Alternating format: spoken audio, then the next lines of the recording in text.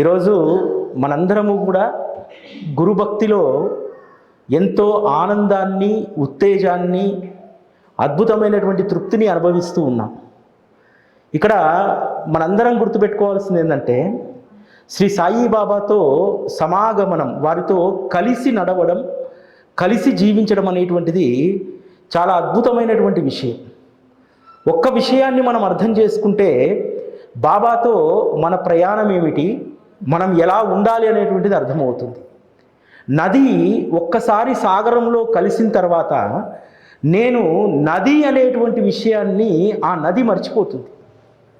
అదేవిధంగా బాబాను చేరినటువంటి మనము నేను, గురువు, భగవంతుడు, బ్రహ్మం అనేటువంటి దానికి తేడా లేదు.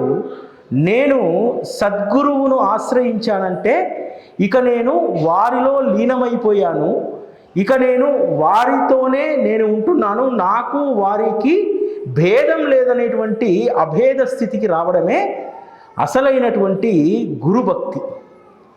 ఆ గురుభక్తి మనకు మనంగా వేరుగా ఉండడానికి అస్సలు ఇష్టపడదు మన జీవితం. గురువు లేనటువంటి జీవితము, గురువు యొక్క సహచర్యం లేనటువంటి ఆ సమయము పూర్తిగా అది దుర్వినియోగమైనటువంటిది. అంతేకాదు, గురువు మినహా జీవితంలో మరొకరు లేదనేటువంటి స్థితికి సద్గురువు మనల్ని తీసుకొస్తారు. కాబట్టి గురువుకు సంబంధించినటువంటి భక్తి చాలా సులువైందని చెప్పి మనం అనుకుంటాం. కానీ నిజానికి చూడడానికి చాలా అత్యంత సులువుగానే అది కనిపిస్తుంది. కానీ అసలైనటువంటి గురుభక్తి ఏమిటో తెలుసా? గురువు లేనటువంటి ఆ సమయం, గురువు యొక్క ధ్యాస లేనటువంటి ఆ సమయమంతా కూడా మన జీవితంలో మనం వృధా చేసినట్టు. కాబట్టి మనం ఒక్కసారి సద్గురు సహచర్యంలోకి వచ్చామంటే ఇక మనము అనేటువంటిది ఉండదు. అంతా గురువు యొక్క చేతిలోనే ఉంటుంది. గురువు యొక్క పాదాల వద్దే మన జీవితం ఉంటుంది. దీది గురుభక్తిలో చాలా ప్రధానమైనటువంటిది. గురుభక్తి ఎంత అద్భుతమైందంటే ప్రపంచాన్ని మరిపిస్తుంది. ప్రపంచంలో జరిగేటువంటి వ్యవహారాలతోటి మనకి ఏమాత్రం సంబంధం ఉండదు. ఎందుకంటే మన ప్రపంచమే గురువు అయినప్పుడు, గురువు ఏ విధంగా మనల్ని నడిపిస్తే ఆ విధంగా నడవాలి. గురువు దేనిని అనుగ్రహిస్తే దానినే అనుభవించాలి. ఇక్కడ మనం ప్రత్యేకంగా అనుభవించాలని కోరుకోవడానికి ఏమీ ఉండనటువంటి స్థితియే అసలైనటువంటి గురుభక్తి. కేవలం బాబా మనకు అనుగ్రహించినటువంటి దాన్ని అనుభవిస్తూ సుఖంగా ఉండడమే అదే నిజమైనటువంటి గురుభక్తి ఆరాధన. ఎందుకంటే సద్గురువు యొక్క ప్రపంచంలోకి వచ్చాక ఇంకా వేరే ప్రపంచంతో మనకు సంబంధం లేదు. ప్రపంచంలోని వ్యవహారాలన్నింటినీ కూడా చక్కదిద్దేది ఒక్క సద్గురువే. మొదట మనం మాట్లాడుకున్నట్టు నది ఏ విధంగా సముద్రంలో కలిసిపోయిన తర్వాత నేను నది అనేటువంటి విషయాన్ని మర్చిపోతుందో, మనం కూడా సద్గురువు యొక్క సహచర్యంలోకి వచ్చిన తర్వాత నేను అనేటువంటి దాన్ని మర్చిపోవాలి. నేను సాయిబాబా, ఇక్కడ ఇద్దరు కాదు, ఇద్దరు ఒకటే అనేటువంటి ఆ ధ్యాసలో, ఆ ఎరుకలో ఉంటే మన జీవితం చాలా అద్భుతంగా ఉంటుంది. ఎందుకనంటే కర్పూరం ఎప్పుడూ కూడా తన సువాసనకు వేరుగా ఉండదు. అదేవిధంగా ప్రకాశం లేకుండా చంద్రుడు ఉండలేడు. బంగారం కాంతిని వదిలిపెట్టి అస్సలు ఉండదు. సూర్యుడు వెలుతురు లేకుండా అసలు ఉండడు. అదేవిధంగా సద్గురువు లేకుండా మన జీవితం ఉండదు, అది శోభించదు అనేటువంటి విషయాన్ని మనందరం గుర్తుపెట్టుకోవాలి. ఇది సహజ సిద్ధమైంది. ఏ విధంగా అయితే కర్పూరం తన సువాసనను వదిలి ఉండదు, ఏ విధంగా అయితే ప్రకాశాన్ని వదిలి సూర్యుడు ఉండడు, ఏ విధంగా అయితే కాంతిని వదిలి బంగారం ఉండదు, మన జీవితాలు కూడా సద్గురువు లేకుండా మన జీవితం లేదు అనేటువంటి దాంట్లోకి మనం రావాలి. మనం చాలామంది మన జీవితాల్లో తీరిక ఉన్నప్పుడు మాత్రమే భగవంతుణ్ణి, గురువును ధ్యానిస్తాం. మనందరం కూడా మామూలు ఇక్కడ కూర్చున్న వాళ్ళందరం కూడా ఒక సాధారణమైనటువంటి జీవితాలు గడుపుతున్నటువంటి వాళ్ళమే. ఒక సాధారణ మిడిల్ క్లాసు, ఇంకొంచెం అప్పర్ మిడిల్ క్లాస్. నిజానికి మనలాంటి వాళ్ళకే సమయం లేకపోతే ఎప్పుడో విద్యార్థి దశలో గురువు యొక్క వైభవాన్ని, శ్రీ సాయిబాబా యొక్క మహత్తును చూసినటువంటి ప్రపంచ ప్రఖ్యాతిగాంచినటువంటి క్యాన్సర్ వ్యాధి నిపుణులు నూరి దత్తాత్రేయకి ఎంత భక్తి ఉందో మీకు ఏది తెలుసా? నూరి దత్తాత్రేయ పేరు విని ఉన్నారా? నేనైతే నా జీవితంలో ఆయనను కలవకూడదని చెప్పి కోరుకుంటా, ఆయన దగ్గరికి వెళ్ళకూడదని కోరుకుంటా. ఆంకాలజిస్ట్ దగ్గరికి ఎవరు వెళ్తారు? క్యాన్సర్ వచ్చిన వాళ్ళు వెళ్తారు. కేవలము తను ఎంబీబీఎస్ చేస్తున్నప్పుడు కర్నూలు మెడికల్ కాలేజీలో చదువుతున్నప్పుడు కర్నూలులో ఉన్నటువంటి చాలా పురాతనమైనటువంటి సాయిబాబా టెంపుల్ ఉంటుంది కర్నూలులో, నక్షత్ర సాయిబాబా టెంపుల్ అంటారు. ఆ టెంపుల్కు ఒక్కసారి ఒక విద్యార్థిగా ఉండి వెళ్తే అక్కడ బాబా యొక్క రూపాన్ని చూసి ఆకర్షితులైపోతారు. తన జీవితాన్ని మలుపు తిప్పేది, తన జీవితాన్ని నిర్మించేది వీరు మాత్రమే. కాబట్టి ఆయన జీవిత చరిత్రలో ఉన్నటువంటి విషయం ఒక్కదాన్ని నేను పాటించాలి. నేను ఈరోజు ఎంబీబీఎస్ చదువుతున్నాను, భవిష్యత్తులో ఏమవుతాననేటువంటిది నా గురువు నిర్ణయిస్తాడు. ఎంత ఎత్తుకు ఎదిగినా సరే ఒదిగి ఉండాలనేటువంటి దాన్ని, ఆ ఒక్కదాన్ని నేను పట్టుకోవాలనుకున్నారు డాక్టర్ నూరి దత్తాత్రేయ. వారు దాదాపు 70 సంవత్సరాల వయసు. ఇప్పటికీ కూడా అదే విధమైనటువంటి జీవితాన్ని, అహంభావం లేనటువంటి జీవితాన్ని వారు గడుపుతున్నారు. మీకు తెలుసా, న్యూజెర్సీలో, న్యూయార్క్లో 2 అద్భుతమైనటువంటి బాబా మందిరాలను వారు నిర్మించారు. ప్రపంచంలో ఎక్కడైనా సీరియస్ క్యాన్సర్ చికిత్స కావాలంటే ప్రతినిత్యము కూడా వారు ఫ్లైట్ జర్నీలోనే ఎక్కువగా ఉంటారు. అయినా సరే తనకు ఈ జీవితాన్ని ఇచ్చినటువంటి సద్గురువును ఏ రోజు మరవలేదు. అమెరికాలో ఆయన యొక్క అపాయింట్మెంట్ కావాలంటే నెలల తరబడి ఎదురు చూడాలి. కానీ ఆయన ఒక నియమం పెట్టుకున్నారు తెలుసా? ప్రతి గురువారం కూడా ఉదయం నుంచి సాయంత్రం వరకు న్యూయార్క్లో ఉన్నటువంటి సాయిబాబా మందిరంలో అక్కడ తాను ఉండిపోవాలి అని. ప్రపంచ ప్రఖ్యాతిగాంచినటువంటి ఒక ఆంకాలజిస్టు, క్యాన్సర్ వ్యాధి నిపుణులు, క్యాన్సర్ వ్యాధికి సంబంధించి అనేక పరిశోధనలు చేసి ప్రపంచంలో కొన్ని లక్షల మంది జీవితాలను, ప్రాణాలను నిలబెట్టినటువంటి ఆంకాలజిస్టు ఉదయం 8 గంటల నుండి సాయంత్రం వరకు సాయిబాబా మందిరంలో ప్రతి గురువారము న్యూయార్క్లో ఉంటున్నారంటే ఆ భక్తి, ఆ నిబద్ధత ఎంత గొప్పది.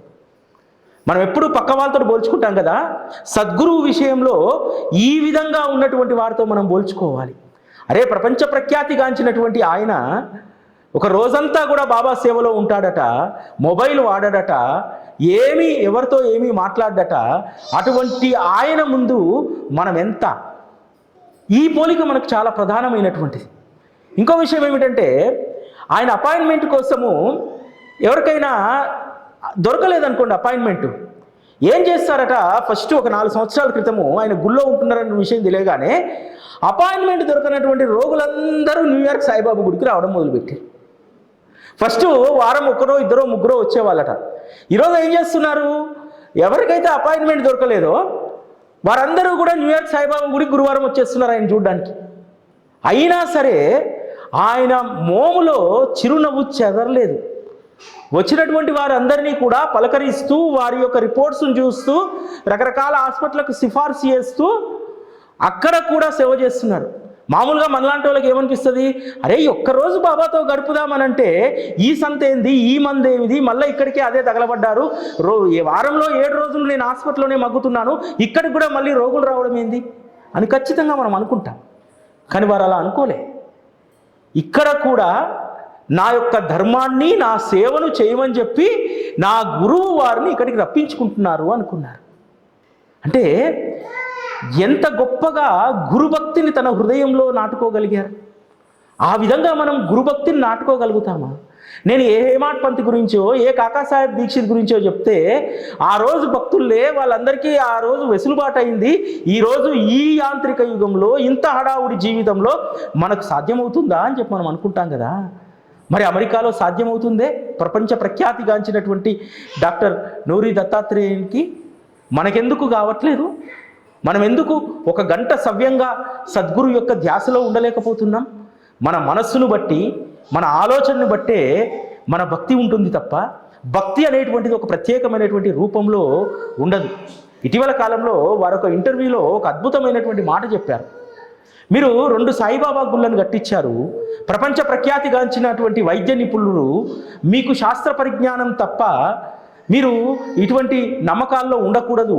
అటువంటి మీరు గొప్ప సాయిబాబా భక్తులై 2 మందిరాలను నిర్మించి ఉన్నారు కదా. ఈరోజు అనేక రకాలైనటువంటి సంశయాలు వస్తున్నాయి కదా. బాబా అసలు హిందూ దేవుడు కాదంటున్నారు కదా. బాబా యొక్క వేషాన్ని రూపాన్ని చూసి వారు వేరే మతము కులము బాబా యొక్క జాతిని ఎంచుతున్నారు కదా. మరి మీరు ఏమంటారు అని చెప్పి అడిగితే ఆయన ఒక మాట అన్నారు, ఇటువంటివి ఏవైనా నా చెవున పడితే నేను చిరునవ్వు నవ్వి వదిలేస్తాను అని అన్నారు. కానీ మన వాళ్ళు ఏం చేస్తున్నారు తెలుసా, ఈరోజు బాబా అందులో లేడట కదా అంటే ఇందులో ఉన్నాడు అని చెప్పి నిరూపించడానికి వాదోపవాదనలు చేస్తున్నారు. ఎప్పుడైనా సరే జ్ఞానులు విజ్ఞతతో ఉంటారు. ఆయన ఒక మాట చెప్పారు, బాబా యొక్క అనుభవాలే వారిపైన నాకు విశ్వాసం. నేను వారిపైన రాయదలుచుకుంటే 4 పుస్తకాలను నేను రాయగలుగుతాను. అన్ని అనుభవాలు నాకున్నాయి. అడుగడుగున ఈరోజు నేను ప్రపంచ ప్రఖ్యాతిగాంచినటువంటి క్యాన్సర్ వైద్య నిపుణుని అయ్యానంటే నా ప్రతి అడుగులో వారు ఉన్నారు, నా ప్రతి దశలో వారు నన్ను పైకెక్కించారు. ఇంతకంటే గొప్ప అనుభవం, ఇంతకంటే గొప్ప నిదర్శనం నాకంటే ఎవరున్నారని చెప్పాను. ఇంకొక అద్భుతమైనటువంటి మాట చెప్పారు. అంటే బాబా గురించి మనం తెలుసుకోవాల్సినటువంటి విషయాలు, వారు బోధించేటువంటి గురువు కాదు సాయిబాబా, బోధనను ఆచరణలో పెట్టి చూపెట్టించినటువంటి వారు, ప్రాక్టికాలిటీ అంటే ఏమిటో చూపెట్టినటువంటి వారు. అందుకనే నాలాంటి వైద్యులు, గొప్ప గొప్ప చదువుకున్నటువంటి వారు, సైంటిస్టులు ఈరోజు దైవం కంటే కూడా గురువునే ఎందుకు అంటి పెట్టుకున్నారు? అందులో శ్రీ సాయిబాబా ఒక యునిక్ గురువు, ఒక ప్రత్యేకమైనటువంటి గురువు. అందరు గురువుల మాదిరి కాదు, అందరు గురువుల మాదిరి బోధించి వదిలేయలేదు, ఆయనే ఆచరణ చూపెట్టారు. కాబట్టి అందుకనే ఆయన దగ్గర మనకు ఇంత గొప్ప అప్రోచ్ ఉంది. ఆ అప్రోచ్ చాలా ప్రాక్టికల్గా ఉంటుంది. అందుకనే నాలాంటి వాడి జీవితంలో వారు స్థిరంగా ఉండగలిగారు. నేను కూడా వారి దగ్గర చాలా స్థిరంగా ఉండగలిగాను అని చెప్పి ఆయన చెప్పినటువంటి మాట. నిజంగా ఆయనే గత 40-50 సంవత్సరాల నుంచి తీరిక లేనటువంటి ఆంకాలజిస్ట్. అటువంటి అతనికి బాబా పట్ల అంత భక్తి అవగాహన ఎట్లొచ్చింది? ఆంకాలజీలో రోగాలు పెరుగుతూ ఉన్నాయి. పెరుగుతూ ఉన్నటువంటి సందర్భంలో పరిశోధనల్లో లేకపోతే అనేక రకాలైనటువంటి ట్రీట్మెంట్లలో ఎప్పుడూ నిత్యం బిజీ ఉండేటువంటి ఆయన బాబా పట్ల ఇంత అవగాహన రావడానికి కారణం ఏమిటి?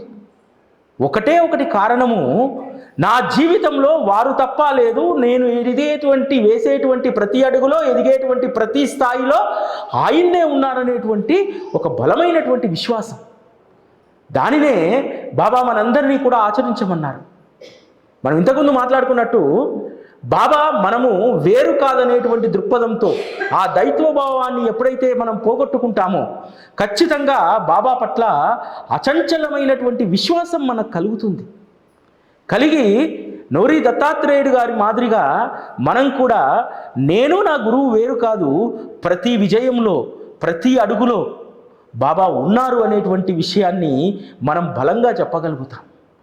వారు బాబా ఫలానా అని చెప్పి ప్రచారం జరుగుతుంది కదా అన్నప్పుడు ఆయన ఇచ్చిన ఎక్స్ప్రెషను నా కళ్ళల్లో ఒక 1 రోజుల నుంచి అలానే ఉండిపోయింది. అసలు ఎంత చిరునవ్వుతో, ఎంత గర్వంతో చెప్పాడు తెలుసా? నేను ఒక నవ్వు నవ్వి వదిలేస్తాను అని అన్నాడు. బాబా చెప్పింది అక్షరాల వారి జీవితంలో ఆచరణలో పెడుతున్నారా లేదా? బాబా చెప్పినటువంటిది వాదోపవాదాలకు తావు ఉండకూడదు అని అన్నారు. ఆ వాదోపవాదాలలో నిజంగా నూరి దత్తాత్రేయుడు గారు కనుక నోరు తెరిచి మాట్లాడితే ఆ వాదోపవాదాల్లో బాబా పైన విచిత్రమైనటువంటి ప్రవర్తన చేస్తున్నటువంటి వాళ్ళ నోర్లు కాదు కదా, అసలు మొహాలు కూడా మాడిపోతాయి. అయినా సరే ఎందుకు ఒక చిరునవ్వుతో సమాధానం ఇచ్చాడు? గురువు చెప్పిన దాన్ని ఆచరించడం అంటే అదే. గురువు యొక్క బోధ జీవితాంతము గుర్తుపెట్టుకునేటువంటిది అదొక్కటే. వాదోపవాదాలు వద్దన్నారు. అంతేకాదు, ఎందుకు నూరి దత్తాత్రేయ అనేటువంటి భక్తుల్ని బాబా ఎందుకు ఎంచుకున్నాడు? ఈరోజు ఇక్కడ ఉన్నటువంటి అనేక మంది భక్తుల్ని ఏ విధంగా ఎంచుకున్నాడో ఈ కలియుగంలో కూడా కొంతమంది భక్తులను బాబా ఎంచుకుంటాడు. నూరి దత్తాత్రేయ డబ్బు కోసం పాకలాడలేదు. క్యాన్సర్ వ్యాధులు రకరకాల రూపంలో వస్తుంటే ఏ విధంగా వాటిని ఎరాడికేట్ చేయాలి అనేటువంటి దాంట్లో విస్తృతమైనటువంటి పరిశోధనలు చేసినటువంటి డాక్టర్. ఇప్పటికీ ఒక సాధారణమైనటువంటి రోగులు ఎవరైనా సంవత్సరంలో కొన్ని రోజులు హైదరాబాద్లో ఉంటారు. బసవతారకం హాస్పిటల్లో క్రిటికల్ కేసెస్ ఉంటే చాలా నామినల్, కేవలం ట్రావెలింగ్ ఖర్చులు కూడా తీసుకోకుండా ట్రీట్ చేసినటువంటి కేసులు ఎన్నో ఉన్నాయి, క్యాన్సర్ కేసులు. ఎందుకు ఎంచుకున్నాడు బాబా? సేవ చేసేటువంటి గుణము, పూర్వజన్మ యొక్క సుకృతము. అతను ఈ నేలకు, అదేవిధంగా ఈ ప్రపంచానికి అతను బాకీ పడి ఉన్నాడు, సేవ చేయాల్సినటువంటి బాకీ పడి ఉన్నాడు. ఆ బాకీని తీర్చడానికి బాబా అటువంటి వ్యక్తులను ఎంపిక చేసుకుంటారు. మనం అనుకుంటాం బాబా మనల్ని ఎందుకు ఎంపిక చేసుకున్నారనేటువంటిది. రుణం. ఈరోజు నాలాంటి వాడినో ఇంకోరినో ఎంపిక చేసుకున్నారంటే ఆ సమయాన్నంతా ఆయన కోసం వెచ్చించి రుణం తీర్చుకోమని చెప్పడానికి. అందుకోసం మనల్ని ఎంచుకుంటారు. మనం ఏ రుణం ఎప్పుడు పడ్డామో, ఏ బాకీ ఎక్కడ ఉందో ఆ బాకీలన్నింటినీ వసూలు చేసి మన జీవితాలను అద్భుతమైనటువంటి తీరానికి చేర్చేటువంటి వారే సద్గురువు. మనం బాకీ అంటే కేవలం డబ్బే అనుకుంటాం. బాకీ అంటే డబ్బు కాదు, రుణం. తాత్యాసాహెబ్ నూల్కర్ జబ్బు పడితే సహస్రబుద్ధి అనేటువంటి అతని స్నేహితుడు దర్శనానికి వస్తే చాలా సంవత్సరాల తర్వాత కలుసుకుంటారు. వాళ్ళు కలుసుకుంటే బాబా అంటారు, నువ్వు కొన్ని రోజులు ఇక్కడ ఉండు అని అంటారు.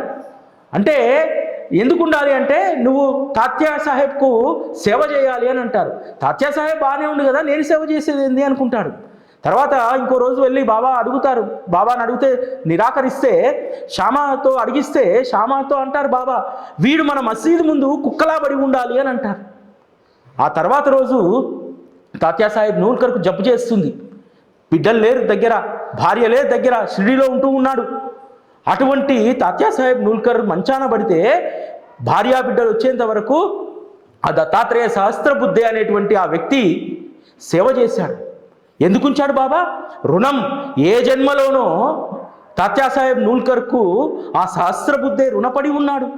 ఆ రుణాన్ని తీర్చడానికి ఆయన అక్కడ సేవ కోసం ఉంచారు. ఈ విధంగా మనం పడ్డటువంటి రుణాలను బాబా ఈ జన్మలో తీరుస్తారు. చాలామంది తల్లిదండ్రులకు సేవ చేస్తూ ఉంటారు, అది రుణం. ఆ రుణం చేత సేవ చేస్తారు. ఒక తల్లి చెప్పింది, అయ్యా నాకు 4 కొడుకులు, కానీ 3 చూడరు, చిన్నవాడే నన్ను ఇంట్లో పెట్టుకున్నాడు, మిగతా వాళ్ళందరూ దొంగలు పనికి కొట్టారు అంటే నేను ఒకటే చెప్పా, అమ్మ వాళ్ళని నిందించవద్దు నువ్వు, వాళ్ళు నీకు రుణపడి లేరు, నీ చిన్న కొడుకు రుణపడి ఉన్నాడు కాబట్టి సేవ చేసి ఆ రుణాన్ని తీర్చుకుంటున్నాడు తప్ప మిగతా వాళ్ళని నువ్వు నిందించకూడదు అని అంటారు. చాలామంది నిందిస్తుంటాం, అరే నీకు అయిపోతే కనీసం నాకు ఎవడు సేవ చేయడే. నీకు రుణం లేదు వాళ్ళతోటి, నీకు రుణం ఉన్నటువంటి వాడే సేవ చేస్తాడు. రుణం లేనటువంటి వాడు నీకు సేవ చేస్తే మళ్ళీ వచ్చే జన్మలో వాడికి నువ్వు సేవ చేయాలి. ఇది సిద్ధాంతం, దీన్ని ఎవరు తోసిపుచ్చలేరు. కాబట్టి బాబా మనల్ని చాలా ప్రాక్టికల్గా ఉంచుతారు. ఒక్కొక్కరిని ఒక్కొక్క అంశం కోసం ఎంపిక చేసుకుంటారు. ఎంపిక చేసుకున్నటువంటి వాళ్ళ చేత ఆ పనులు చేయించి రుణాన్ని విముక్తి చేయిస్తారు. బాబా యొక్క తత్వాన్ని అర్థం చేసుకోవడం అంత ఆషామాషి కాదు. చాలామంది బాబాకు మొక్కో లేకపోతే బాబాతో అనుబంధం అంటే 2 విషయాలు. ఒకటి భక్తిగా వారి గుడికి రావడం, రెండవది ఎంతో ప్రేమతో వారికి ధనాన్ని దక్షిణ రూపంలో సమర్పించడం. ఇది మాత్రమే కాదు, బాబా వారి ఒడిలోకి వచ్చిన తర్వాత అది ఒక కుటుంబం. ఆ వసుదైక కుటుంబాల్లో ఉన్నట్లే బాబా దగ్గర కూడా బాధ్యతలు ఉంటాయి అనేటువంటి విషయాన్ని మనం గుర్తుపెట్టుకోవాలి. తండ్రి అనేక మంది కొడుకులు ఉంటే ఒక్కొక్క కొడుకు, కూతురుకు, లేకపోతే తమ్ముడికి, అన్నకు ఏ విధంగా అయితే బాధ్యతను అప్పగిస్తారో సద్గురువు కూడా మనకు ఆ బాధ్యతను అప్పగిస్తారు. సద్గురువు వద్దకు వచ్చింది కేవలం పొందడానికి అనేటువంటి భ్రమలో మనం ఉండకూడదు. సద్గురువు వద్దకు వచ్చింది మనం వారికి సేవ చేయడానికి, వారు ఏదైతే మనకి ఎంపిక చేస్తారో దాన్ని చేయడం. బాబా పట్ల ప్రేమ కలిగిందనడానికి ఒక నిదర్శనం చెప్తా. ప్రేమ ఎట్లా కలుగుతుంది అనడానికి. ఆయన ఎట్లా అంటే చాపకు గాలం వేసినట్టు గాలం వేస్తాడు. ఇక్కడ ఒక అమ్మ కూర్చొని ఉంది. ఎప్పుడో నాకు తెలిసి 1 సంవత్సరం క్రితం అనుకుంటా, ఓ చక్కటి మందారపు మాల అల్లుకొని వచ్చింది. వస్తే నేను సచ్చరితకి వేసాను. నియమం తప్పకుండా ప్రతి వారం తెస్తుంది అమ్మ. ఎట్లా వచ్చింది అది? ప్రేమ. నువ్వు తేకపోతే నా ఆత్మస్వరూపం అనేటువంటి ఆ సచ్చరిత బోసిపోయి ఉంటుంది అనేటువంటి అనుభవం ఖచ్చితంగా ఇచ్చి ఉంటాడు. లేకపోతే ఎట్లా ఆ ప్రేమ ఎట్లా కలుగుతుంది? ఆ ప్రేమను పుట్టించేది ఆయన్నే, ఆ ప్రేమను పెంచి పోషించేది ఆయన్నే. అది బాబా యొక్క ప్రేమను ఇంత సూక్ష్మంగా మనం అర్థం చేసుకోవాలి. మన ఇళ్ళల్లో చెట్లు ఉన్నాయి కాబట్టి మాలను కట్టాము తెచ్చాము అనేది కాదు. అందరి ఇళ్ళల్లో ఉంటాయి చెట్లు. ఎవరింట్లో లేవు ఈరోజు? అందరి ఇళ్ళల్లో ఉంటాయి. ధనం పెడితే 4 మూరలు దొరుకుతాయి.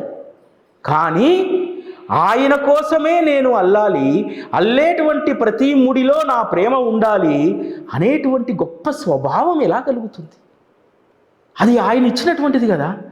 ఈరోజు చాలామంది ఇళ్ళ ముందు మనం చూస్తాం, పూల మొక్కలు ఉంటాయి కానీ కనీసం తెంపరు. ఎందుకు తెంపరంటే పూలు బయట కనిపిస్తే అందంగా ఉంటుంది ఇంటి ముందు అని అంటారు. అలా ఉండేటువంటి వాళ్ళు కూడా ఉన్నారు. కానీ పూసే ప్రతి పువ్వు భగవంతుని పాదాల చెంతకు చేరాలి. అది నా చేతిలో ప్రతి పువ్వు ముడివేయబడాలి. ఆ ముడివేసేటువంటి ప్రతి ముడి నా సద్గురువుతో అనుబంధం కావాలి అనేటువంటి ప్రేమ, ఇంత చిన్న మాలలోనే ఇంత ప్రేమ ఉంటే మన జీవితంలో ఎంత గొప్ప ప్రేమను వికసింపజేస్తాడు. చేసేటువంటి ప్రతి పని ఆయన కోసమే అనుకుంటే మన జీవితం ఎంత ఆనందంగా ఉంటుంది. నిజంగా చాలా అద్భుతం. ఇంత జ్ఞానం మనకు ఎక్కడి నుంచి వస్తుంది? నిజంగా ఎవరో చెప్తూ వచ్చేటువంటిది కాదు, ఇది స్వయంగా అనుభవించాలి. అందుకోసమే మనందరికీ శ్రీ సాయి సచ్చరిత అనేటువంటి ఒక అపూర్వమైనటువంటి గ్రంథాన్ని ఇచ్చాడు. సాయిని చేరినటువంటి వారి జీవితాలు ఎంత గొప్పయో అని చెప్పడానికి హేమాడ్ పంతు చివరి అధ్యాయంలో ఒక మాట రాస్తారు. ఈ చిరిగిన కాగితాలు ఎంత సౌభాగ్యాన్ని చేసుకొని ఉంటాయి. ఈ చిరిగిన కాగితాల్లో సాయి కథ అనేటువంటి అక్షరాలు ఇందులో పొదిగి ఉన్నాయి కదా. ఆహా, ఈ చిరిగిపోయినటువంటి కాగితాలు కూడా సాయిబాబా యొక్క కథను తమలో ఒదిగించుకొని అదృష్టాన్ని పొందాయి అని అంటారు.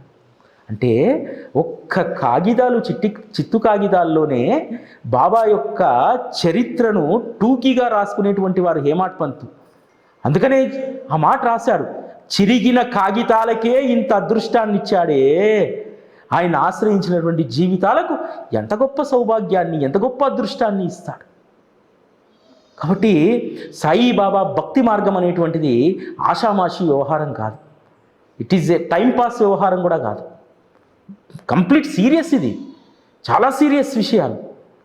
చాలామందికి అంతిమ దశలో అసలు అగమ్య గోచరంగా ఉంటుంది వ్యవహారం.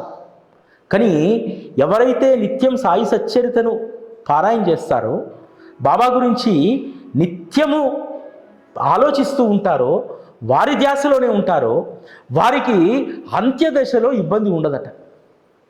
ఎందుకంటే అంత్యదశలో మనందరికీ కూడా రకరకాలే గుర్తొస్తూ ఉంటాయి. కానీ బాబాను ఆశ్రయించి బాబా స్మరణలో ఉన్నటువంటి వారికి ఒక్క సాయిబాబా తప్ప మరెవరు గుర్తురారట. అంత గొప్ప అదృష్టం సాయిని ఆశ్రయించినటువంటి వాళ్ళకు లభిస్తుంది. బాబాను ఆశ్రయించడం అంటే ఏదో కేవలం భక్తి కోసమో మన అవసరం కోసమో మాత్రమే కాదు. బాబాను ఆశ్రయిస్తే ఎన్ని ప్రయోజనాలు ఉన్నాయంటే నీ జీవితంలో వాటిని ఎవరూ నెరవేర్చలేరు. అంత్యదశలో సుఖాన్ని ఇచ్చేటువంటి వారు ఒక్క గురువు కాకుండా మరెవరు లేరు, ఉండరు కూడా. వారు మాత్రమే అంత్యదశలో వారు మాత్రమే గుర్తుంటే చాలట. ఇక నీకు పునర్జన్మ ఉండదట. సాధారణంగా మనందరము కూడా ఏమనుకుంటామంటే మనము ఒక తండ్రికి బిడ్డ అని చెప్పి అనుకుంటాం. కానీ ఈరోజు కలియుగంలో అసలైనటువంటి తండ్రి గురువు మాత్రమే. నిజంగా గురువును తండ్రితో కూడా మనం పోల్చలేము. తండ్రి ఏం చేస్తాడు? మనం అనుభవించడానికి కావలసినటువంటి లౌకికపరమైనటువంటి సుఖాలను, సౌకర్యాలను ఇస్తారు. అవి శాశ్వతమైనటువంటివి కాదు. గురువు మాత్రమే శాశ్వతమైనటువంటి సుఖాలను అందిస్తారు.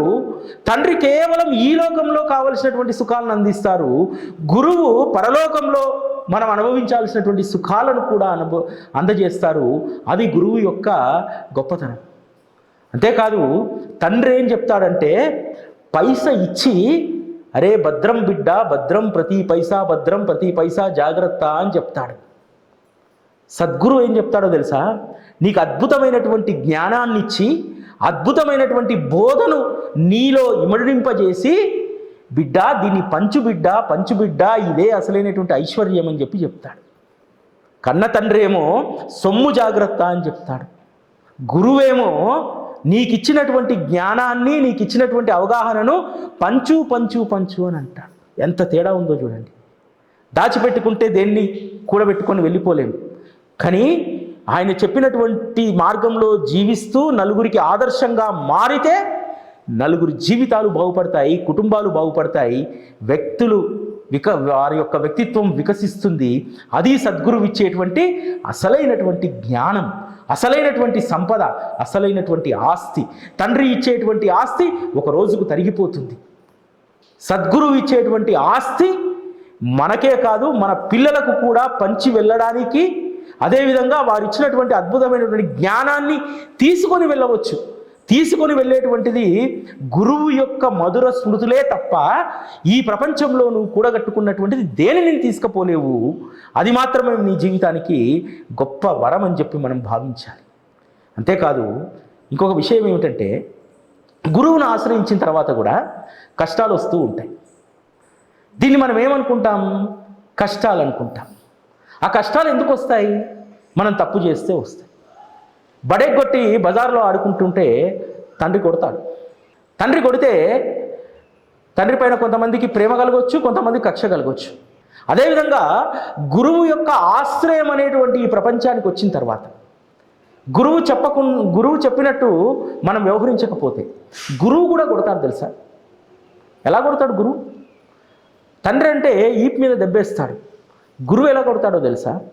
అరే, నా ఆశ్రయంలోకి వచ్చిన తర్వాత కూడా ఇంకా నువ్వు నన్ను అవగాహన చేసుకోకుండా నేను చెప్పినట్టు ఉండలేవు కదా బిడ్డ, ఈ చిన్న కష్టాన్ని అనుభవించని చెప్పి కష్టం మీదేస్తాడు. అదే గురువు కొట్టేటువంటి దెబ్బ. గురువు ఆశ్రయంలో ఉండి కూడా ఒక కష్టం వచ్చిందంటే గురువు మనల్ని దండించారని అర్థం చేసుకోవాలి. ఆ దండన ద్వారా గొప్ప పాఠాన్ని నేర్పిస్తారు, అటువంటి తప్పులు మళ్ళీ చేయకుండా. కష్టం, గురువు ఆశ్రయంలో కష్టం అనేటువంటిది అది కర్మో ఇంకోటో కాదు. గురువు చెప్పేటువంటి పాఠం, గురువు చేతిలో ఖచ్చితంగా తన్నులు తిననటువంటి వారు ఎవరు ఉండరు. అందరూ దెబ్బలు తిన్నటువంటి వాళ్ళమే మనం గురువు చేతిలో. కాబట్టి ఏదైనా కష్టం వచ్చిందంటే గురువు నన్ను దెబ్బేశాడు, నేను జాగ్రత్తగా ఉండాలి. గురువు కొడితే ఏం జరుగుతుందో తెలుసా?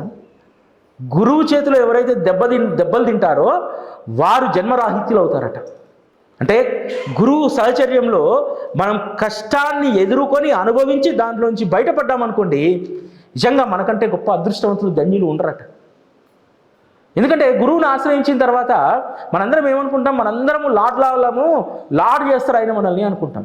ఎస్, చేస్తాడు, లాడ్ చేస్తాడు. అదేవిధంగా ఆయన చెప్పినట్టు వినమంటాడు. వినకపోతే ఒక దెబ్బేస్తాడు, ఆ దెబ్బే కష్టం. మామూలుగా తండ్రి కొడితే, ఈపులో కొడితే చేతి అచ్చులు పడతాయి. గురువు కొడితే అవేవి పడవు.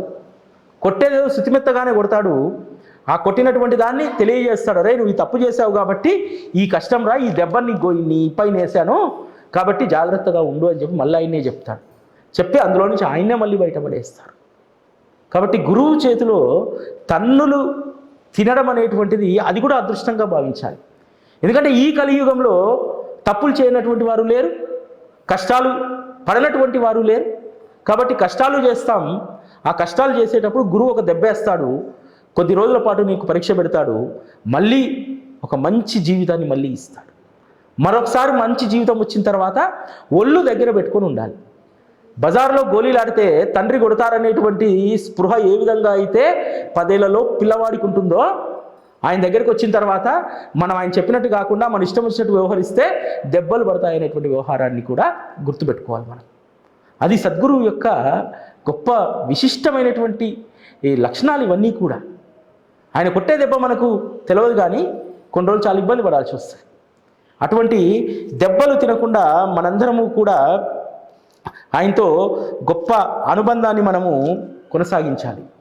అదేవిధంగా ఈ గురు పౌర్ణమి సందర్భంగా దయచేసి అందరూ కూడా గురు పౌర్ణమి రోజు 18-19 అధ్యాయాలు పారాయణ చేయండి. అది గురు భక్తికి తాళం చెవి లాంటివి అధ్యాయాలు 2 కూడా. అంతేకాదు సచ్చరితలో ఉన్నటువంటి అన్వేషణ కథను చదవండి. బాబా చెప్తాడు, నేను నలుగురం కలిసి అరణ్యాల్లో వెతకడానికి వెళ్ళామని చెప్పి అక్కడ కూడా గురు వైభవాన్ని అద్భుతంగా ఆవిష్కరిస్తారు. గురు పౌర్ణమి రోజు కేవలం గుళ్ళల్లో జరిగేటువంటి పూజలు మాత్రమే కాదు, గురు పౌర్ణమి రోజు ఖచ్చితంగా ఆ రోజు గురు కథాశ్రవణం చేసినటువంటి వారికి అద్భుతమైనటువంటి ఆనందం కలుగుతుంది.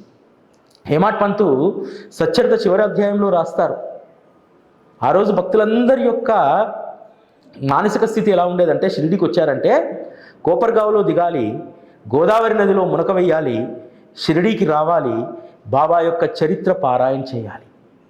ఇది నియమంగా పెట్టుకునేటువంటి వారు. అంతేకాదు హేమాడ్ పంత్ సచ్చరిత ఫలశ్రుతిలో ఒక మాట రాస్తారు, ఎవరైతే ఈ గురు కథను గురు పౌర్ణమి రోజు, గోకులాష్టమి రోజు, బాబా మహాసమాధి రోజు, శ్రీరామనవమి రోజు పారాయణ చేస్తారో అటువంటి వారికి అసాధ్యమైనవి సుసాధ్యమవుతాయని అంటారు. మనందరం కూడా అనేక బాబా మందిరాల్లో గురు పౌర్ణమి ఉత్సవాన్ని ఎంత వైభవంగా చేస్తారంటే, చాలా పెద్ద మందిరాల్లో బాగా డబ్బున్నటువంటి వాళ్ళు ఏం చేస్తారు తెలుసా, బాబాకు రకరకాల అభిషేకాలు ఇవన్నీ చేస్తారు. కానీ మూలస్థానమైనటువంటి షిరిడీలో ఏం చేస్తారో తెలుసా, అలంకరణలు అవన్నీ ఉంటాయి, జనాలు విపరీతంగా వస్తారు, కానీ అంతర్గతంగా జరిగేది ఏందో తెలుసా, అద్భుతమైన ఉత్సవం అక్కడ. గురు పౌర్ణమి ముందు రోజు నుంచి గురు పౌర్ణమి వరకు అఖండ సాయి సచ్చరిత పారాయణ జరుగుతుంది. ఎందుకంటే బాబా అద్భుతమైనటువంటి అలంకరణకు మురిసిపోడు, బాబా అభిషేకాలకు మురిసిపోడు. ఈరోజు మనం బాబాకు రకరకాలైనటువంటి అభిషేకాలు మనం చేస్తున్నాం, కానీ అరే ఆయనే భగవంతుడిగా అవతరించి ఎన్ని రోజులకు ఆయన అభిషేకం చేసుకునేవాడో ఆయనకే తెలియదు. అటువంటి గొప్ప సద్గురు మూర్తికి అభిషేక ప్రియుడని చెప్పి అభిషేకం చేస్తూ ఉంటాం, అలంకరణ ప్రియుడని చెప్పి అలంకరణ చేస్తూ ఉంటాం. వీటన్నింటికంటే కూడా అద్భుతమైనది ఏమిటో తెలుసా, ఆయన మెచ్చేటువంటిది ఆయన కథను చదవడం అంటే ఆయనకి ఇష్టం. ఎవరైతే తన వాడు తన చరిత్ర పట్టుకొని చదువుతూ ఉంటాడో ఎదురుంగొచ్చి కూర్చుంటాడు. ఎందుకంటే ఆయనకు అదే ఇష్టం. అభిషేకాలు చేసే చోట ఇరిటేట్ అవుతాడు, బా వీడు ఎన్నిసార్లు పోస్తాడు రా నాయన అని. అదే గురు కథను నువ్వు గనక నీ చేత బోనై నువ్వు చదువుతుంటే నీ ఎదుట వచ్చి కూర్చుంటాడు. అది సాయిబాబా యొక్క నైజం, గురువు యొక్క గొప్ప లక్షణమే అది. గురువు దేనికి మురిసిపోడు, గురువు దేనికి పొంగిపోడు. గురువు అలంకరణతో ఆర్భాటాలతో మెచ్చుకునేటువంటి వాడు, మురిసిపోయేటువంటి వాడు అస్సలు కాదు. ఆయన కథను మనం చదువుతుంటే మురిసిపోతాడు. ఆయన యొక్క గొప్ప ఖ్యాతిని ఇక్కడ మనం ఈ 30-34 నిమిషాల నుంచి మాట్లాడుకుంటున్నాం.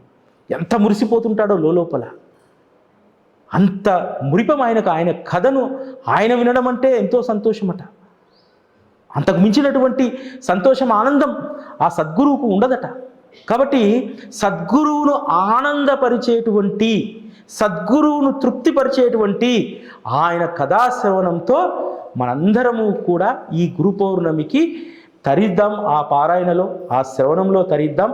శ్రీ సచ్చిదానంద సద్గురు సాయినాథ్ మహారాజ్ కీ జై.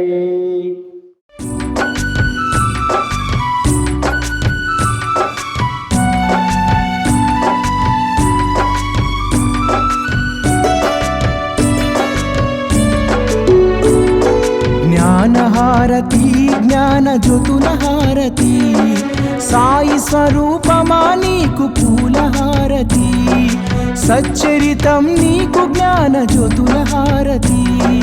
జ్ఞానహారతి జ్ఞాన జ్యోతుల హారతి, సాయి స్వరూపమా నీకు పూలహారతి, సచ్చరితం నీకు జ్ఞాన జ్యోతుల హారతి.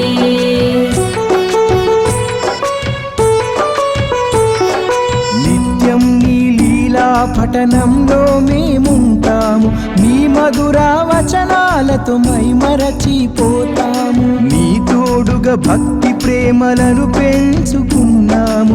ఆలో వెలిగిన జ్ఞాన జ్యోతులతో హారతి, జ్ఞానహారతి జ్ఞాన జ్యోతుల హారతి, సాయి స్వరూపమా నీకు పూలహారతి, సచ్చరితం నీకు జ్ఞాన జ్యోతుల హారతి.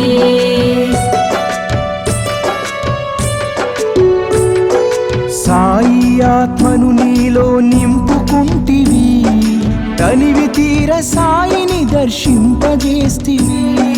కష్టాల కష్టాలను దుఃఖాలను తరిమి కొడితివి దయగల తల్లి నీకు ప్రేమహారతి జ్ఞానహారతి జ్ఞానజ్యోతులహారతి సాయి స్వరూపమా నీకు పూలహారతి సచ్చరితం నీకు జ్ఞానజ్యోతులహారతి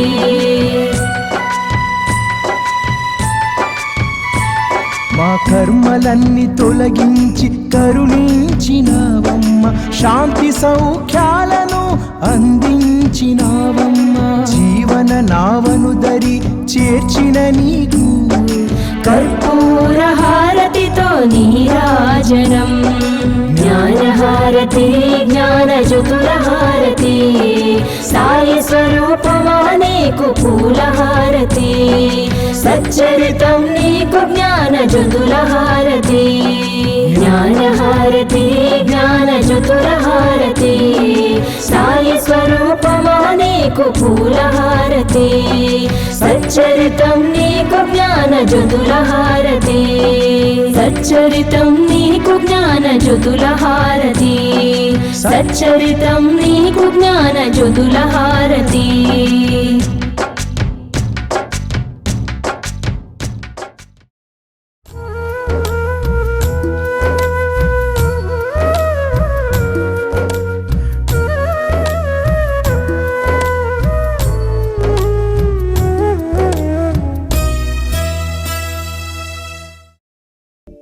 యుగ యుగాల సాధనలో ఘోషించే శాస్త్రములు కృతాయుగము తపస్సున త్రేతాయుగము జ్ఞానమున ద్వాపరంలో యజ్ఞమున కలియుగమున దానము దానములన్నింటిలోన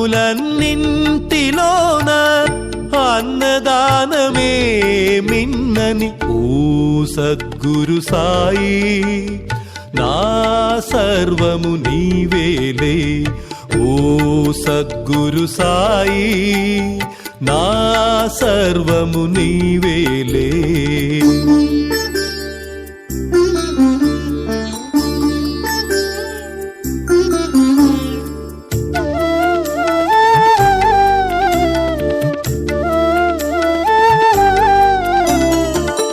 మిట్ట మధ్యాహ్న సమయాన ఇంటికెవరు వచ్చిన గాని అతిథి దేవో భవ అని అన్నము పెట్టగానే మన మనసున